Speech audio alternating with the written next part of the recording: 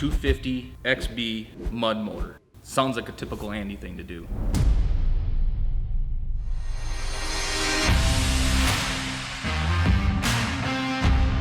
The Gray Ghost is back. When you get the opportunity, it's all about shooting the gap. So I actually jumped that bolt across the sandbar once to pass somebody. Sounds like a typical Andy thing to do.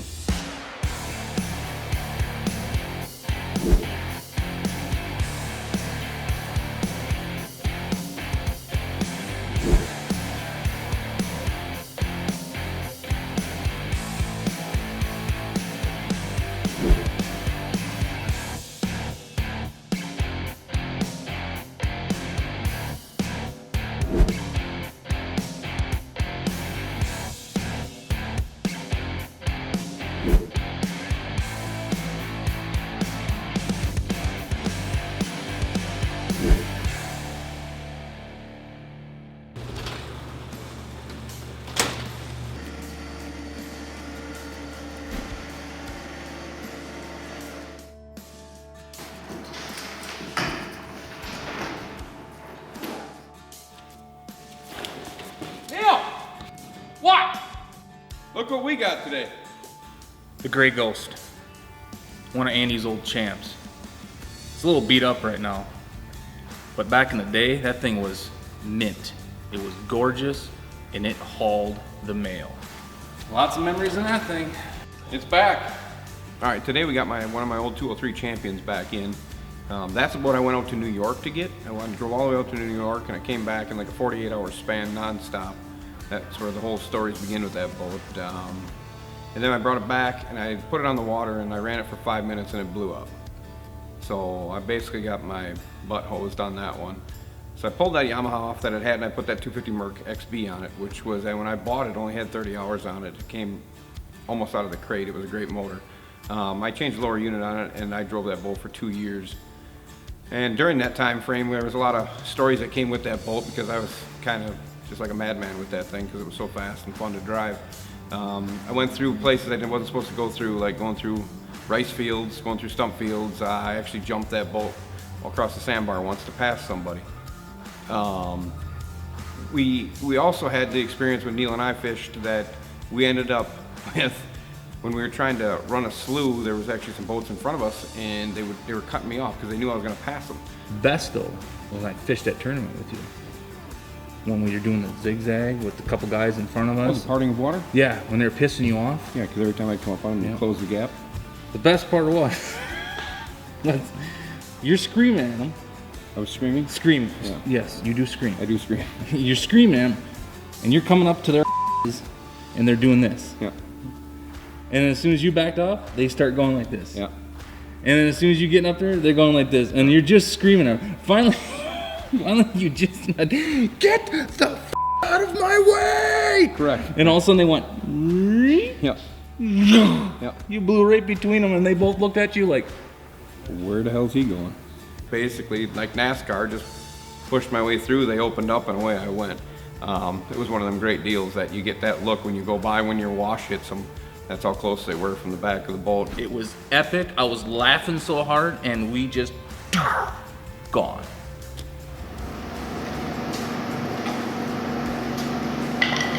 Good shape. Why don't you drain the oil out of it? Here it comes, see it? That's the environmental oil. It's clean, it's clear, it does nothing to the environment. Its name brand is no oil. The good news is I get to pressurize it and see where it's leaking. Bad news is I probably have to take it off. Bad news for him. And at the same time, we get to pull it apart to see if it's garbage. I've been in that boat for a while.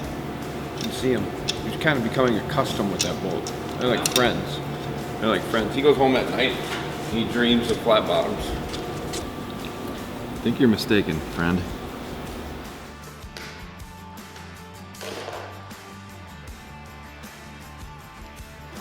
Today I'm working on a Polarcraft.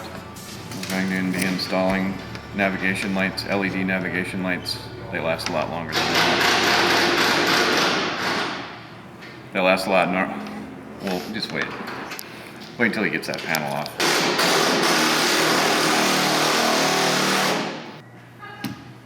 You're not done gacking? No, I'm gonna gack right now. All right.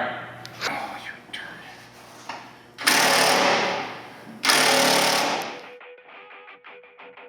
turn. Putting these LED navigation lights on the front of this flat bottom today and wiring them in. And then we're doing hydro turf, which is flooring.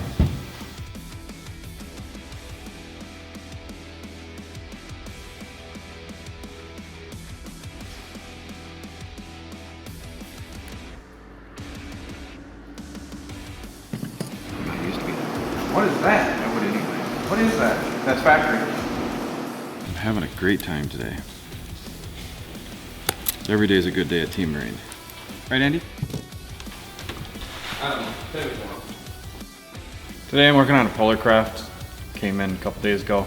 Had to take it apart. Had to pull all the handles and all the stuff off so I could put this stuff on the floor called hydro turf, which a lot of the flat bottom guys like to use on their boats.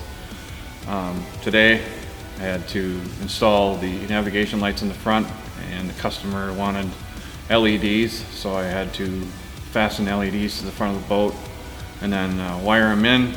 A lot of guys like those because an LED lasts a lot longer than a regular bulb, and usually you don't have to worry about them for a really long time.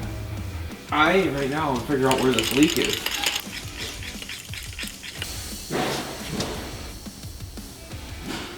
I hear it. Can you hear it? Listen closely. Do you hear that? What that's telling us is that we got prop shaft seals that are out. So it's gonna have bearing carriers got to come out, gonna put prop shaft seals in, O-ring in, and hopefully we'll be good. No, it's just good to see some of my old boats. I got a lot of them around here that are just out running around, 3 or 4 that are out running around, and 2 of them champions are out running around. So, and of course, I got my other one I'm working on now. But it's just nice to get them back and to look at them. Now that one's not in the condition it was when I got rid of it, but I can't expect them to stay perfect. That's for sure. Guys use them like tools, so. Tip this little fella up a little bit, like that. This is not the recommended tool for this job, just so you know.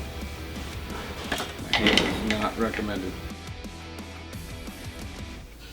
I don't know if I have the tools over here, which it doesn't look like I do.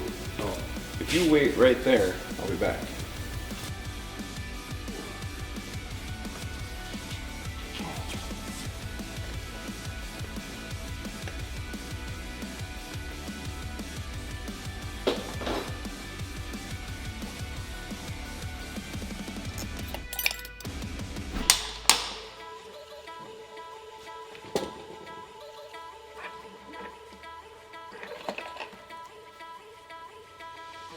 It's alive. It's alive. I don't know how, but it is alive. That right there is what's left of the inner seal. So the inner seal is gone. There's 2 seals. There's an outer and an inner inside the bearing carrier, right in here. I'm gonna get this bearing out of here.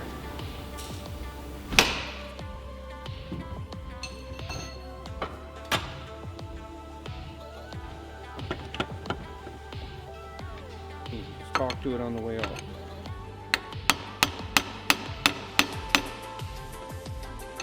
The problem is what we got is this bearing, this gear needs to be pressed off so I can get these seals out of here. But I have a bearing in here that was supposed to be set up into a race, but because I believe of our water issue, this has decided to fall in. So now I can't get my press in there to press that out. So we're just going about it the old-fashioned way and taking our time with it, hoping that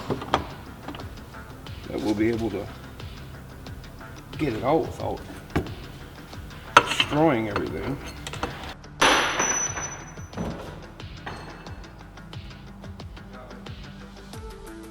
Cleaning the gear up, making sure there's no pitting, no problems, because he said it did sit with water in it over the winter. So cleaners are the multiple cleaner of life. See, it takes your hands and cleans them too at the same time. See that? See how nice it does? And it smells good. My son loves to smell this. He'd sit here all day and sniff it. Is the solution good for your skin? No, probably not. No, it's probably not good for me at all. But then again, what is in this world? Where is bearing? Problem is this motor is I put a different gear case on it when I had it, of course, to make it so she'd rip like a tater chip, and I don't remember what gear case I put on it. All right, here we go.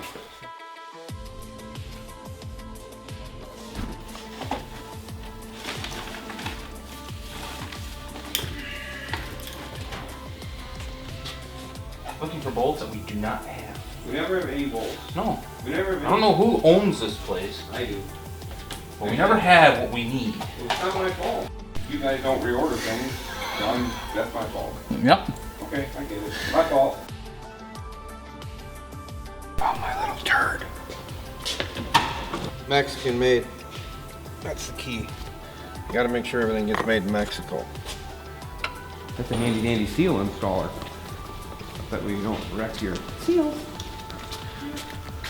Ready? Things are happening. Oh my god.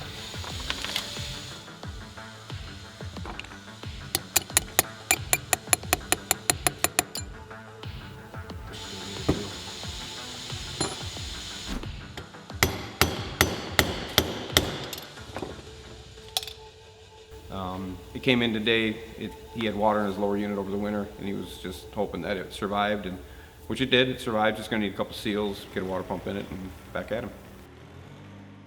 Stay tuned for the next episode, and as always, comment, subscribe, and click the notification bell to witness the madness that we call speed, money, with no brakes.